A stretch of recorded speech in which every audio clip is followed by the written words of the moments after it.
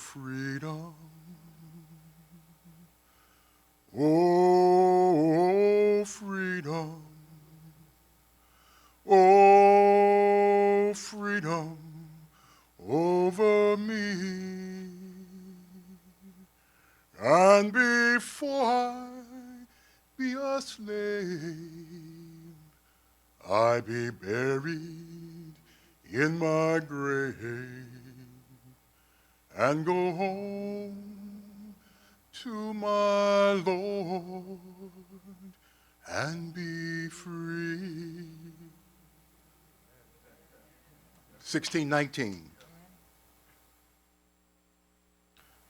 the year, but a footnote now, brought to these shores, as you've heard, 20 and some odd Africans.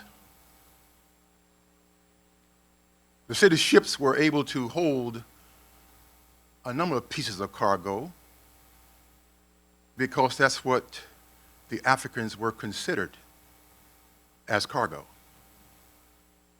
They also said that when they stacked them feet to feet and head to head and arm to arm,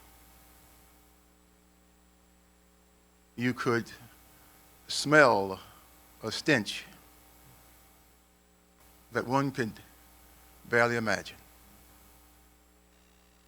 They said then that they were especially interested in the children because when you store cargo, space is at a premium.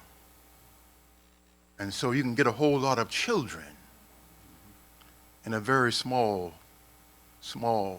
space. And so they stacked them one upon the other. Can you hear them? Can you hear the waves beating against the ships? Can you see them deciding between suicide and making this perilous journey?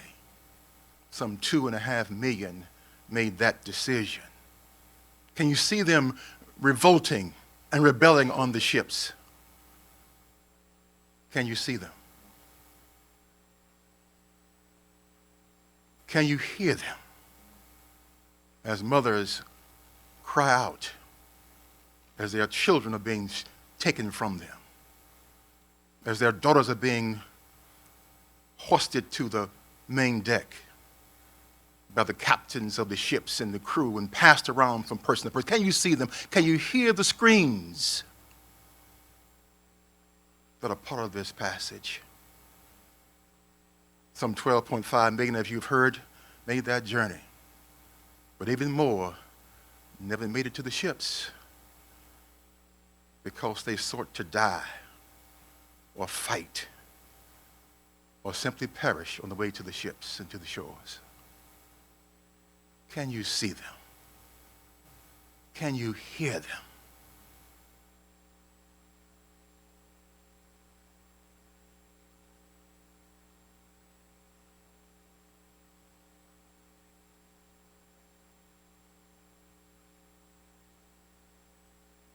They found their way to the shores of this country and began a process by which they would enable themselves to see this new land that was being talked about that they never got a chance to really see and experience. But they still persevered and still saw this image of one day being free and able to have their children and their wives and their families all together again and not be part of the carnival shows on street corners as they were being sold in lots and sizes and in pairs. Can you see them? Can you hear them? And so we as a nation began to figure out ways to do something about this great injustice. And so we end up in this grand scheme of things, and we end up passing the 13th Amendment and the 14th Amendment. And then say we can do better. The Civil Rights Act of 1866 and the Civil Rights Act of 1875 and of 1957 and 1960, again, over and over, trying to raise the issue of making human beings be human beings. Civil Rights Act of 1964 and the Civil Rights Act of 1965, the issue of voting, the very, very premise of our society, being able to cast your vote for your leadership. Well, we're still fighting the good fight. We're still fighting for the same thing. And what bothered me more than anything else, my friends, when I did my research, what bothered me more than anything else, it was not some issue or concern about human beings themselves. It was all about profit. It wasn't so deep to have me dehumanized. It didn't go that far. This was simply about how it is that I maintain riches, how I maintain influence, how I maintain power. That's what it was about. And that's what it's about today. That's why the struggle. That's why the repeating over and over and over again legislation aimed at doing the same thing that was done 200 years ago. And so it is in Montgomery County, established here as a Human Rights Commission in 1960. Began the work of trying to figure out how we make it work here in Montgomery County, how we do things differently here. And we did some things that were pretty unique at that time. Public accommodations, fair housing, and toward the issue of employment. Great stuff. But the challenge still lies ahead.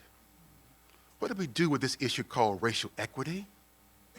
What does it mean when we try to figure out how we, in fact, distribute the resources, the precious resources we have in this county? Who gets them? Who benefits? And who does not? We're going to talk about this issue of reconciliation and remembrance as part of the lynchings that took place here in Montgomery County. 3 of them. It's going to be a painful story for many of us. Not asking for guilt here, my friends. What we're asking for is how we move forward. How do we stop the vicious cycle? And so it is then to this council, to Councilman Will Jawando, and to all the other members, our president, Nancy Navarro. Here's the challenge. We have put in place legislation, but we have not enforced it. We have not paid for it. We've not given it the undergirding that it needs. And when push comes to pull, the issue of power and influence always come back. And those who have it really, really reject the premise that they should ever give it up.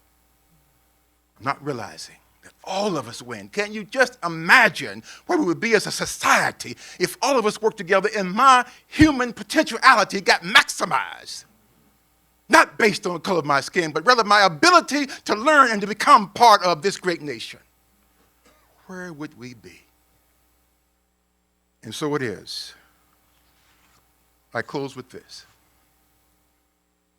When it is finally ours, this freedom, this liberty, this beautiful and terrible thing, needful to man as air, usable as earth, when it belongs at last to all, when it is truly instinct, brain matter, diastole, systole, reflex action, when it is finally won, when it is more than the dreams of those who seek it, more than the blood of those who shed it, when it's more than the guilt of the original sin of my captivity, and beyond the lofty words of our founding fathers and the promised words of well-intentioned politicians, when it is more, these men and women and children, these slaves and former slaves, these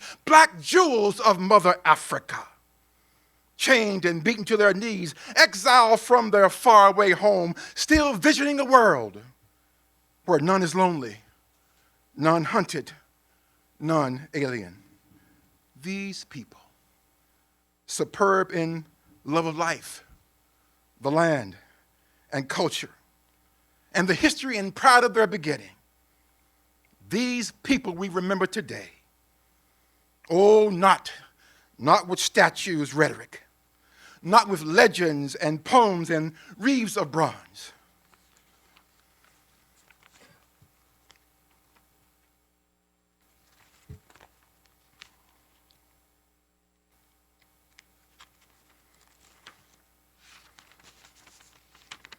Not with ceremonies and tributes, not with these things alone, but with the lives, our lives, grown out of their lives, lives fleshing their dream of the beautiful, needful thing.